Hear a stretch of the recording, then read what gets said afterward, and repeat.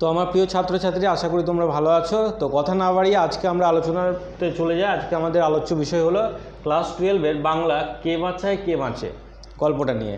তো দেখো, গল্পটা মানিক বন্দ্যোপাধ্যায়ের লেখা, 1943 খ্রিস্টাব্দের প্রকাশকাল। তো প্রথমেই জানতে হবে যে 1943 খ্রিস্টাব্দের আশেপাশে কী হয়েছিল।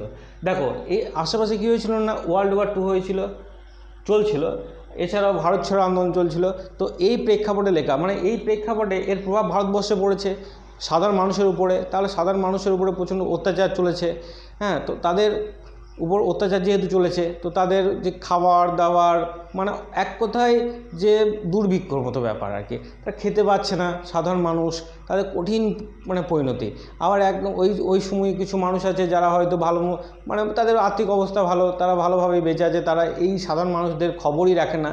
হ্যাঁ, যে সাধারণ মানুষের অবস্থা কেমন সেটাও তাদের কানেই পৌঁছায় নাই।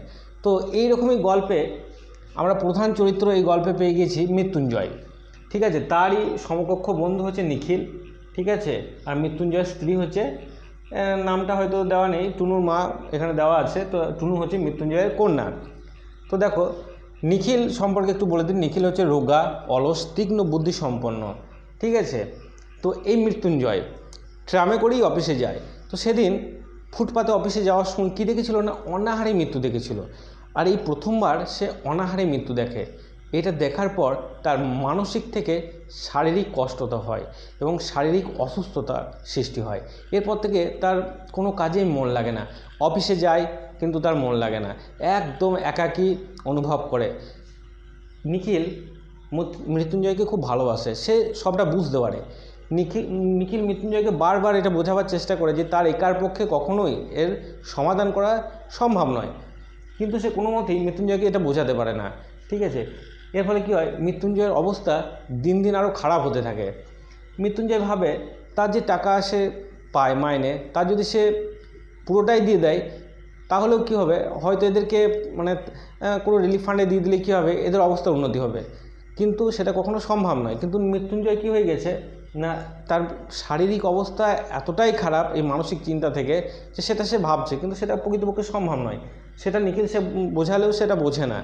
ঠিক আছে, তো এইভাবে মৃত্যুঞ্জয়ের অবস্থা খুব খারাপ হতে থাকে। তাছাড়াও মৃত্যুঞ্জয় তার নিজের সংসারের দিকে একবারেই মন দেয় না, যার ফলে টুনুর মা, টুনুদেরও না খেয়ে থাকতে হচ্ছে। টুনুর মায়ের তো অবস্থাও খুবই একদম সিরিয়াস অবস্থা, সেই মরে গেলেই হয়। কিন্তু সেও কী হচ্ছে, একবেলা খেছে কি না, সেই টাকা সাশ্রয় করে তারা কি করবে, রিলিফ ফান্ডে টাকাটা দেবে। তো এইভাবেই গল্প দেখি আমরা, গল্পটা এগিয়ে চলতে থাকে। তো আস্তে আস্তে মৃত্যুঞ্জয় কি হয়ে যায় না, ওই উন্মাদদের, উন্মাদ বলতে কি, ওই সাধারণ মানুষদের সাথে বেশি মেশে, তাদের সাথে কথা বলে, তাদের খাওয়ার দাওয়ার আচার আচরণ কিন্তু একদম নিজের করে নেয়, যার ফলে সেও নিজেকে তাদের মতোই একজন ভাবতে থাকে। ঠিক আছে, এবং তাদের মতোই তার অবস্থা হয়ে যায়। একদিন মৃত্যুঞ্জয়ের যে ড্রেস, সেটাও সে খুলে পড়ে। ঠিক আছে, তাদের মতোই সে লঙ্গরখানায় যায়, সেখানে সে বলে, বাবু আমি গ্রাম থেকে এইছি, খেতে দাও, এই ধরনের শব্দ বলে, কথা বলে এক কথায়। তো এইভাবেই আমরা দেখি যে কে বাঁচায় কে বাঁচে গল্পটা মানিক বন্দ্যোপাধ্যায় আমাদের সামনে তুলে ধরেছে।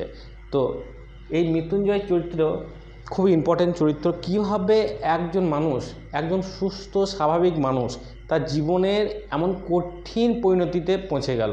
ঠিক আছে, নাকি তার শুধুমাত্র তার মানসিক চিন্তাভাবনা যে এই পৃথিবীতে, অর্থাৎ আমাদের ভারতবর্ষে এখনও প্রচুর মানুষ আছে যারা না খেতে পেয়ে মরছে। আর আমরা কী করছি না, আমরা আমাদের প্রয়োজন অতিরিক্ত খাবার খেয়ে কী হচ্ছে, বিলাসবহুলভাবে জীবনযাপন করছি।